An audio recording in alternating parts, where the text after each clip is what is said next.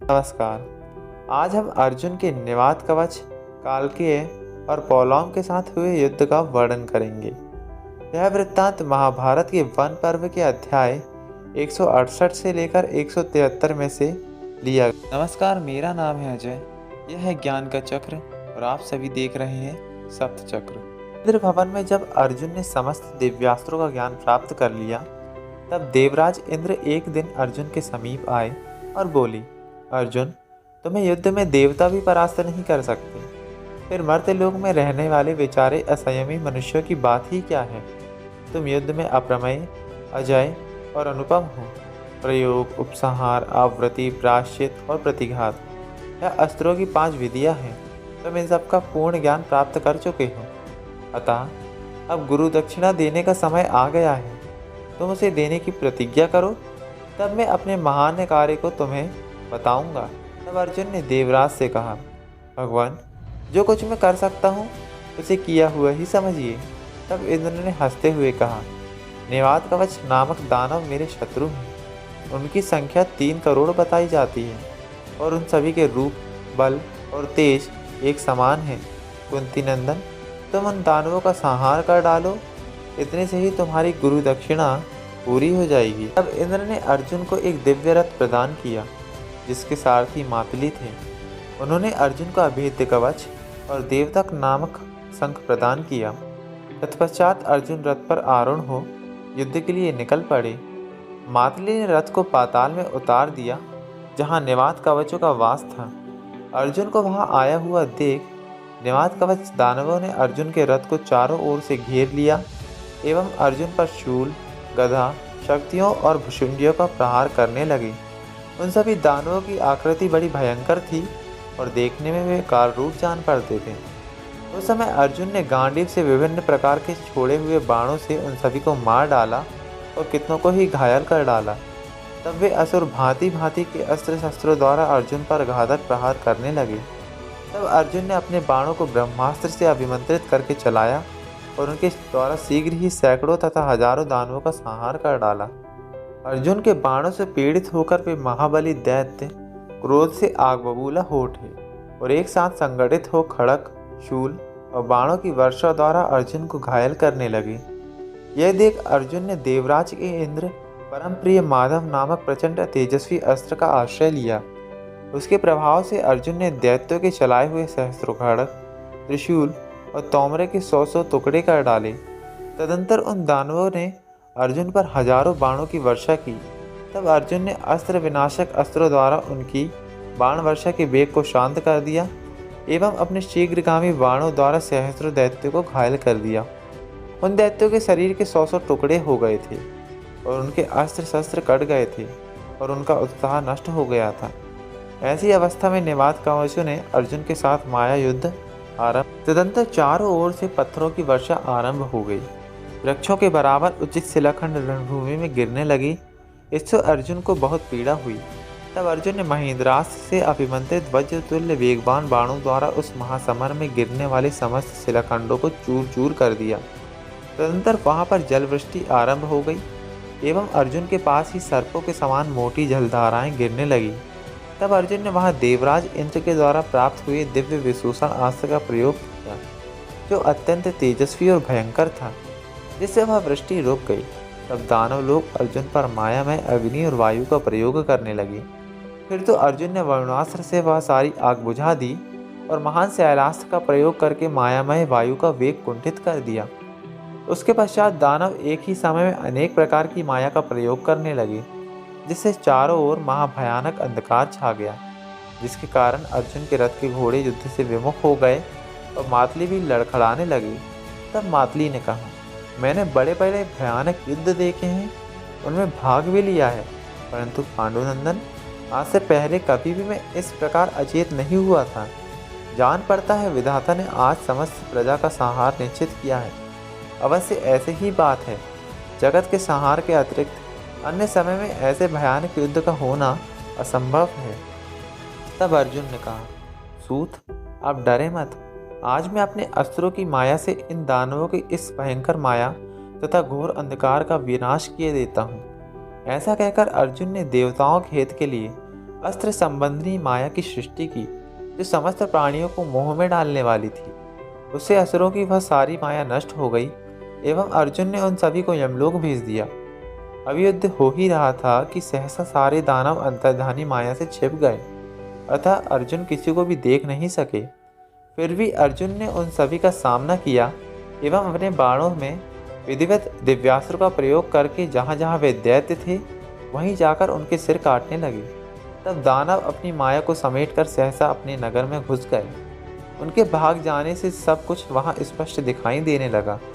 लाखों दानव वहाँ मरे पड़े थे। तदंतर निवात कवचों ने अदृश्य रूप से ही आक्रमण किया और केवल आकाश को आच्छादित करके पत्थरों की वर्षा आरंभ कर दी। कुछ भयंकर दानवों ने, जो पृथ्वी के भीतर घुसे हुए थे, अर्जुन के घोड़े के पैर तथा रथ के पहियों को पकड़ लिया। उस समय दानवों ने रथ सहित अर्जुन के ऊपर सब ओर से शिलाखंडों द्वारा प्रहार आरंभ किया।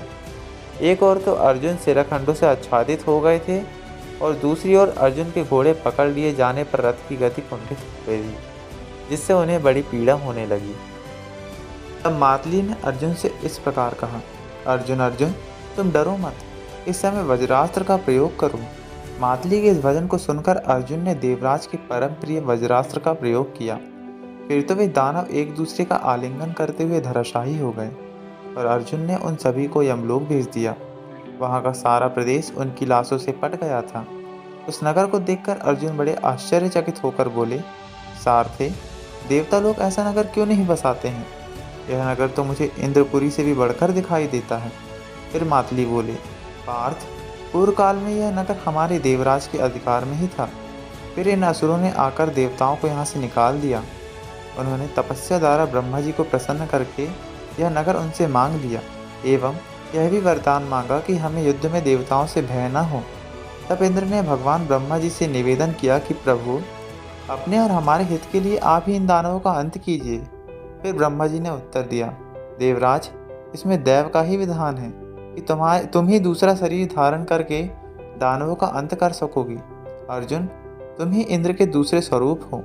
इन दैत्यों के वध के लिए ही इंद्र ने तुम्हें दिव्यास्त्र प्रदान किए हैं। आज जो ये दानव तुम्हारे हाथों से मारे गए हैं, उन्हें देवता भी परास्त नहीं कर सकते। भारत, समय के फेर से ही तुम इनका विनाश करने के लिए यहाँ आ पहुँचे हो और तुमने जैसा देव का विधान था उसके अनुसार इनका संहार कर डाला है। पुरुषोत्तम, देवराज इंद्र ने इन दानवों के विनाश के उद्देश्य से ही तुम्हें परम उत्तम अस्त्र बल की प्राप्ति कराई है। इस प्रकार दानवों के संहार और नगर में शांति स्थापित करने के पश्चात मातली के साथ अर्जुन पुनः उस देवलोक को लौट आए। तत्पश्चात लौटते समय मार्ग में अर्जुन ने एक दूसरा दिव्य एवं विशाल नगर देखा, जो अग्नि और सूर्य के समान प्रकाशित हो रहा था। अर्जुन ने मातली से पूछा, यह कौन सा नगर है? मातली ने कहा, पार्थ, दैत्य कुल की कन्या पुलोमा तथा महान असुर कुल की कन्या कालका, उन दोनों ने 1000 दिव्य वर्षों तक बड़ी भारी तपस्या की थी। तदंतर तपस्या पूर्ण होने पर भगवान ब्रह्मा जी ने वर दिया। उन्होंने यही वर मांगा कि हमारे पुत्रों का दुख दूर हो जाए। हमारे पुत्र देवता, राक्षस तथा नागों के लिए भी अवध्य हों। इनके रहने के लिए एक सुंदर नगर होना चाहिए। वो विमान की भांति आकाश में विचरने वाला होना चाहिए। उसमें सब प्रकार के रत्नों का संचय रहना चाहिए। देवता, महर्षि, यक्ष, गंधर्व, नाग, असुर तथा राक्षस कोई भी उसका विध्वंस ना कर सके। ब्रह्मा जी ने कालकियों के लिए वैसे ही नगर का निर्माण किया था। यह विशाल नगर हिरण्यपुर के नाम से विख्यात है। कालकेय तथा पोलौम नामक महान असुर इसकी रक्षा करते हैं। पूर्व काल में ब्रह्मा जी ने मनुष्य के हाथ से ही इनकी मृत्यु निश्चित की थी। फिर अर्जुन बोले, आप यथाशीघ्र ही इस नगर में अपना रथ ले चलिए, जिससे देवराज के द्रोहियों को मैं अपने अस्त्रों द्वारा नष्ट कर डालूं। अर्जुन के ऐसा कहने पर मातली ने रथ को शीघ्र ही हिरण्यपुर के निकट पहुंचा दिया। अर्जुन के देखते ही विद्यादित्य कवच पहनकर अपने रथों पर जा बैठे और बड़े वेग से अर्जुन के ऊपर टूट पड़े। तत्पश्चात क्रोध में भरे हुए प्रचंड पराक्रमी दानवेंद्रों ने नालीक, नाराज, भल्ल, शक्ति, दृष्टि तथा तोमर आदि अस्त्रों द्वारा अर्जुन को मारना आरंभ किया। उस समय अर्जुन ने अपने विद्या बल का आश्रय लेकर अपनी बाण वर्षों के द्वारा उनके अस्त्र शस्त्रों की भारी बौछार को रोक दिया और अपने बाणों द्वारा उनके मस्तकों को काटकर उन्हें यमलोक भेज दिया। वे दैत्य जब इस प्रकार मारे जाने लगे तब पुनः अपने उस नगर में ही घुस गए और दानवी माया का सहारा लेकर नगर सहित आकाश में ऊंचे उड़ गए। तब अर्जुन ने बाणों की भारी बौछार करके दैत्यों का मार्ग रोक लिया और उनकी गति कुंठित कर दी। वह न कभी आकाश में तो कभी पाताल में चला जाता, परंतु अर्जुन ने नाना प्रकार के अस्त्रों द्वारा उसे सब ओर से रोक लिया। फिर दिव्यास्त्रों से अभिमंत्रित बाण समूहों के द्वारा अर्जुन ने दैत्यों सहित उस नगर को छत विछत करना आरंभ किया। उनसे क्षतिग्रस्त हुआ वह दैत्य नगर तहस नहस होकर पृथ्वी पर गिर पड़ा। अर्जुन के बाणों की मार खाकर वे काल प्रेरित असुर चारों ओर चक्कर काटने लगे। उस समय युद्ध की इच्छा से अमर्ष में भरे हुए उन दानवों के 60,000 रथ अर्जुन के सामने लड़ने के लिए डट गए। अर्जुन उन पर जो भी दिव्यास्त्र छोड़ते वह उन सब दिव्यास्त्रों का निवारण करने लगे। अर्जुन अपने दिव्यास्त्र द्वारा उन्हें पीड़ित न कर सके, परंतु वे अर्जुन को बहुत पीड़ा देने लगे। अर्जुन ने रौद्रास्त्र का आह्वान किया। उस रौद्रास्त्र की मार पड़ते ही वे समस्त दानव धराशायी हो गए। यह सब देखकर मातृ ने अर्जुन का बड़ा सम्मान किया और उनसे हाथ जोड़कर कहा, अर्जुन, आज तुमने वो कार्य कर दिखाया है जो देवताओं और असुरों के लिए भी असाध्य था। साक्षात देवराज इंद्र भी युद्ध में यह सब कार्य करने की शक्ति नहीं रखते हैं। वीर, तुमने अपने पराक्रम और तपस्या के बल से इस आकाशचारी विशाल नगर को तहस नहस कर डाला है, जिसे संपूर्ण देवता और असुर मिलकर भी नष्ट नहीं कर सकते। निवात कवचों, पौलोम तथा कालकेय का विनाश करके अर्जुन वापस देवलोक लौट आए। तत्पश्चात देवराज ने देवताओं के साथ अर्जुन से यह मधुर वचन में कहा, पार्थ, तुमने युद्ध में वह कार्य किया है जो देवताओं और असुरों के लिए भी असंभव है। आज तुमने मेरे महान शत्रुओं का संहार करके गुरु दक्षिणा चुका दी है। धनंजय, इसी प्रकार तुम्हें सदा युद्ध भूमि में अविचल रहना चाहिए। तुम शून्य होकर अस्त्रों का प्रयोग करना चाहिए। देवता, दानव तथा राक्षस कोई भी युद्ध में तुम्हारा सामना नहीं कर सकता। यक्ष, असुर, गंधर्व, पक्षी तथा नाग भी तुम्हारे सामने नहीं टिक सकते। कुंती कुमार, धर्मात्मा कुंती पुत्र युधिष्ठिर तुम्हारे बाहुबल से जीती हुई पृथ्वी का पालन करेंगे। मैं पुनः बता दूं कि मैंने यह कथा वन पर्व के अध्याय 168 से लेकर 173 में से ली गई है।